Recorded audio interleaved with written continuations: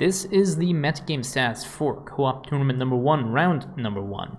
Both teams have started off with 3 points. So, team number 1, Ancalica and Jensen, will be playing Orbital Strike and Speed Freaks on Oblivion Express, and they will be doing it with Alrak and Vorazun. Team number 2 is Eddie and Hunter, and they will be playing with Fear and Lava Burst on Oblivion Express. They will be doing it with Dehaka and Nova. So far, no team abilities have been used, so let's get into a game. This is the Co-op Tournament number 1, round number 1, team number 2, and playing Dehaka. Here we have Hunter, and playing Nova, we have Spohky. So, they are going to be going up against Fear and Lava Burst. So those two are relatively problematic mutators, particularly for Dehaka. If Dehaka does get feared, he can end up with having a lot of problems, but we'll see what it is. Mastery-wise, we have the Devour Healing, the Pack Leader Cooldown, and the Gene Mutation. Gene Mutation Mastery rather than the Dehaka Attack Speed Mastery, which is an interesting choice there. Nova has gone for the Airstrike cost reduction, the unit attack speed, and then split into the Nova energy and the unit HP regeneration, which is pretty much standard. We're expecting Nova here to go for a more unit-centric build and relying on the units rather than on Nova's damage, which is kind of expected on this map. You normally require unit attack speed more than you require Nova's abilities, especially if you're going to be handling the attack waves with your Griffin airstrikes, which is pretty much what will be expected over here. So Dehaka is busy farming, and we already have the Primal Warden that's being built, and this Primal Warden will be used to clear out these rocks over here, and Nova has her expansion already set up. As you can see, Fear is a detriment for Dehaka, and it does cause it is very, very risky for Dehaka to go in and push up onto the high ground, because if he does get feared, you do lose control of the unit, and you can end up dying. And unfortunately, we're dealing with a Terran composition here, which means later on in the game, you might also end up getting feared like that. So yeah, see, Dehaka can accidentally walk into nukes there. Very nice defensive drone comes down there to save Dehaka from imminent death, which is really high play there. And Dehaka is still getting feared right now, and now there's another defensive drone here that should reduce the amount of damage that he's going to be ending up taking. And he should end up alive for this part. But yeah, that save on the defensive drone was very, very important. Dehaka again takes a little bit of damage, defensive drone comes out, keeps him alive. And yeah, that defensive drone is really an MVP on this mission, considering Lava Burst and Fear. Fear being the more difficult one to deal with. Nova has dropped a bunch of Marines here, and she will be clearing up her gas rocks. And Dehaka's drone will be taking up his primal hive as soon as this thing is up and good to go. So primal hive comes out, he has minerals now to get that, and Dehaka will be slowly pushing in here. And Nova jumps in here with a shotgun and instantly cleans up this attack point. So this is very convenient for them. They have the raiding party, which is this is the bio composition from the old set of compositions. So this is not the classic bio, I believe. This is the old bio composition before the new compositions were added. And yeah, Dehaka is over here. And both commanders stacking up right now. The goal is to just take up and climb up the tech tree before the first train comes up, and try and get as far as possible into the this. We have here Nova has still not taken the automated refineries there. This is kind of a detriment for her. She needs to get these refineries up, because the Liberties and the units that she'll be using to deal with this with the trains are very gas heavy, so she needs to get those things out as quickly as possible. So another bunch of lava bursts here, but commanders have no real problem dealing with this. These are two heroic units, so they should have no issues. The one thing to also note about Lava Burst is that Lava Burst actually deals increased amounts of damage to heroic units. There's a Raven over there with gas the super missile. Dehaka just doesn't care, and now Dehaka has also summoned his Gleving, and that Gleving should be more than enough to be able to deal with this train.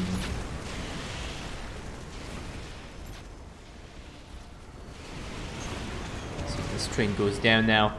And Dehaka has deep tunneled across here, and Nova decides to take Dehaka's army as well to help deal with this next attack wave. Again, this attack wave is not really terrible. The enemy composition is probably one of the better ones for these commanders. Lots of weak ground units over there. You can see how they just all get wiped off in basically one shot with Gleving. And Dehaka is good to go. So essence pickup right now, a total of, let's have a look here, a total of 160 essence has been dropped and 158 has been picked up by Dehaka. So that's pretty much a perfect pickup rate on the essence. I don't know where that one like essence strand is. It might be somewhere here, but that is pretty much, there it is. So that is pretty much perfect play there on Dehaka. Unfortunately, Dehaka gets feared, has 8 HP left from the lava burst there. That is very, very problematic. There's a premature sabotage that gets dropped down. Very nice positioning there on Nova. Ends up wiping pretty much the entire attack wave with that, with the help of Dehaka, who uses it to stall a little bit, so the attack wave can move out of range. And now Nova is in position as well and is ready to deal with this. Both commanders are taking up reasonably well. So yeah, it's just basically a matter of waiting now. Just waiting for the rest of these high-tech units to come up. And yeah, Dehaka has his pack leaders. His pack leaders are very, very useful for dealing with the early trains. And by the time the later trains come in, which have a lot more HP, he'll be fine and he won't really have any problems because he's going to have his units out and he'll deal a good amount of damage. So Morvar does get feared here through the lava burst. See the amount of damage the lava burst does. And Morvar just walks to the lava burst and just instantly dies. Just to give you an idea of the amount of damage I put from those things. Lava bursts deal different amounts of damage if a unit is heroic and if a unit is non-heroic. So the amount of damage that they deal to, say, a marine is very, very different to the amount of damage they would deal to a heroic unit. Which is why you'll normally see your heroic units like the Hyperion and the Alexander just get completely wrecked by these lava bursts. Which is something else to also take into consideration when you are up against this mutator. Non-heroic units do fare a little bit better against the lava bursts, but yeah, there we go. So yeah, Dehaka seems to be okay. He's been able to deal with this with Nova's help. So Nova's Liberators are out now, and these two Liberators are going to be really useful for dealing with the next set of trains. So that should be pretty good.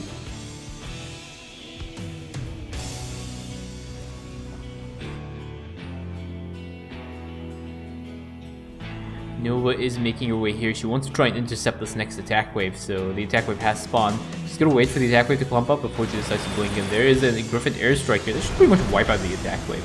Okay, so there are a bunch of units left, one medic and one marauder, so that gets cleaned up by Nova. And yeah, this is pretty much good to go now. The commanders are ready for the next set of trains. So far, so good. We have static defense on this ramp, static defense on here, and there's no static defense on this side. So there is a chance that once the ghosts start coming out and start nuking, Nova might get nuked. Okay, so the Dehaka's putting down his worm over here to defend that ramp. Very important that when you're playing against Terran, you put down a detector and something that can attack ground units. Because the ghosts will come up and they will nuke your base. It is just absolutely inevitable. So Nova decides to drop a nuke here. It's going to be pretty much a really good nuke here, but I think the sabotage drone might have been able to clear out this attack wave without Nova's help. There's a ping here on a bunch of drones. Not sure why those drones were there. I think that might have been a misrally, but yeah. So Nova's Liberators will be able to deal with the stream with no problems.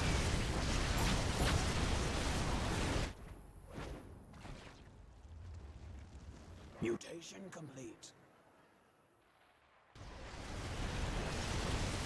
Actually, the other thing to note also is on the subject of static defense, Dehaka has his primal worms, but Nova, you will need to build a turret and you'll need to build a railgun turret. So a regular missile turret and a railgun turret to be able to deal with the ghosts here. If you do not have an ally that can provide you with, say, a photon cannon or something that is a detector and an anti-ground unit. So that's something else to note.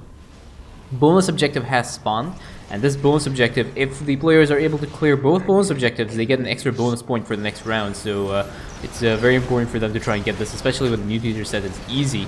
So we have Nova over here with her Liberator, so these things will clean up this train with no problems. Dehaka is already on this side, and he is waiting, I believe, for the next attack wave that has just spawned right now.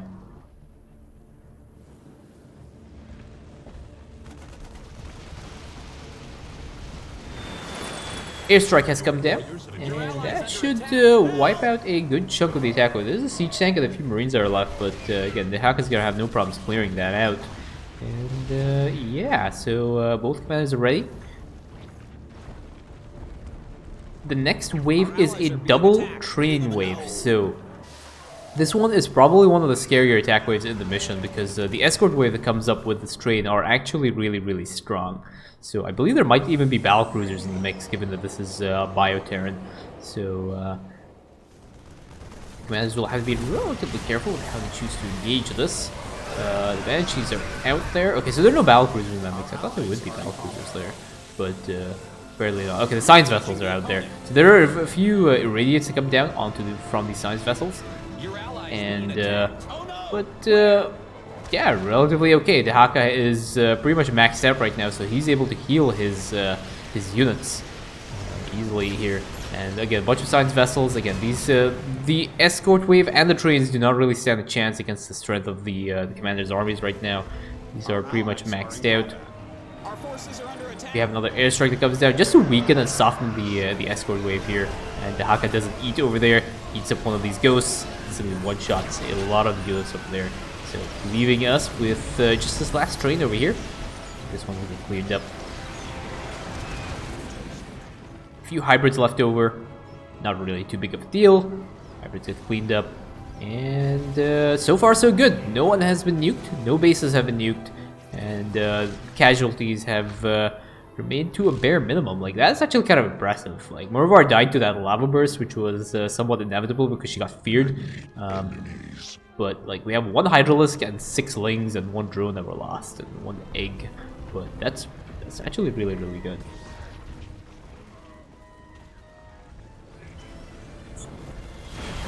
Next attack wave has spawned. There's a very nice airstrike that comes down here. Instantly one-shots a large number of the units here. And yeah, the rest of this stuff will get cleaned up by the Mulisks and eat on the ghosts over here for Dehaka. And that is basically that attack wave dealt with. A few Banshees that are left over, but not too bad. Side.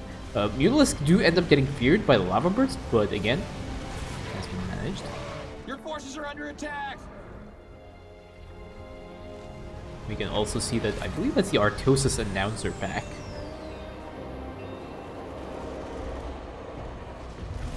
So the next train has spawned, and we're going to see how the commanders are going to deal with this. Hey, your base is under attack, man. Your forces are taking damage. So Morvar has been spawned on this side, and there's an airstrike that comes down here, wipes out the siege tanks. Battlecruisers have very little bit of HP left. They unfortunately do not get one shot by the airstrike because they have a little bit too much HP. But I think the amount of damage that has been dealt to the escort wave was sufficient enough so that now these commanders can deal with this train. Again, lots of liberators for Nova, just folks firing down that 1 carriage. And this is the other thing to also note, is if you do want to deal damage to the train, try and focus on a single carriage. And this is the way the editor, like, it's just the way the Starcraft engine works. Like, the train is actually not 1 unit.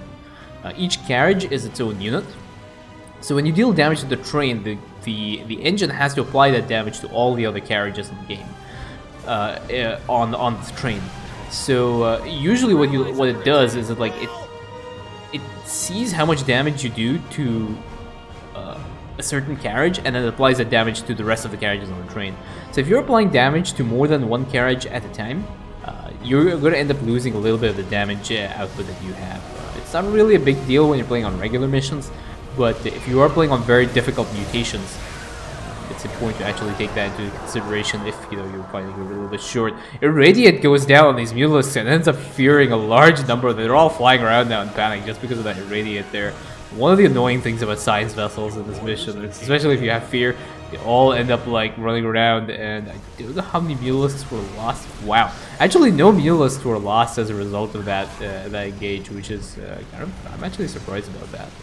There is the rest of this attack wave has kind of split up on this side. This is the other weird thing that happens sometimes, is if you spawn camp an attack wave, the attack wave rallies kind of get messed up, and you can have them. You can have attack waves that come up from random positions in the mission. I'm not really sure why that happens.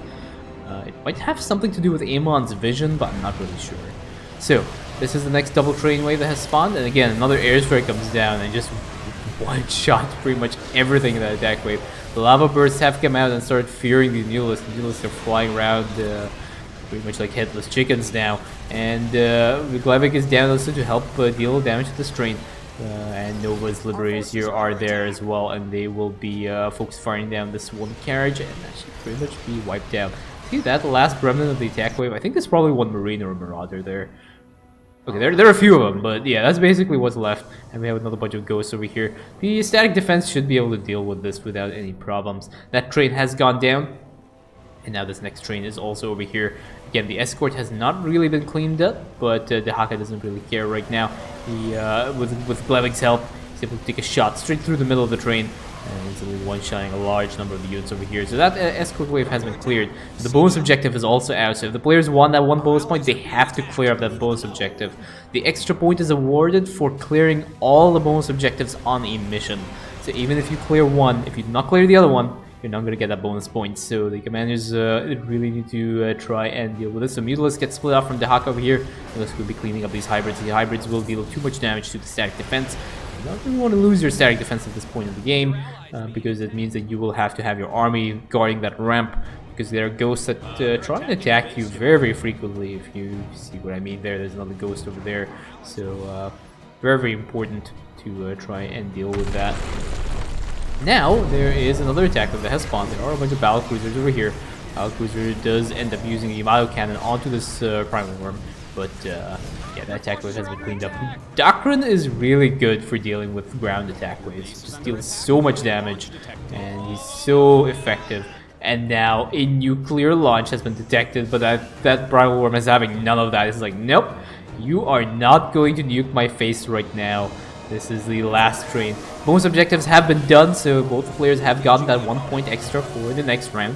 And now this is the last escort wave, which has to be cleaned up. There is a fire breath that goes down here, or dragon breath, or whatever it's called, onto this, and ends up cleaning up the ground units over there. It does end up getting that ghost, which is unfortunate. That science vessel is very, very nice and prime pickings.